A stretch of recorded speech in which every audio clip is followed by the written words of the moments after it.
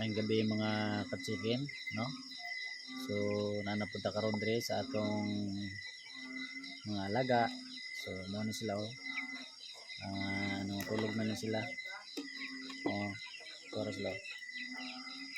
Okay, mga children, sit down, listen carefully, and relax. Ito na sila mga ka-chicken, no? So karon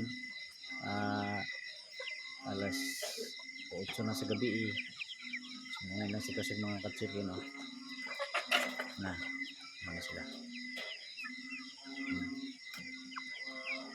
mga ka-chicken. Okay, so natulog na sila mga ka-chicken. Manis lang mga ka-chicken, no?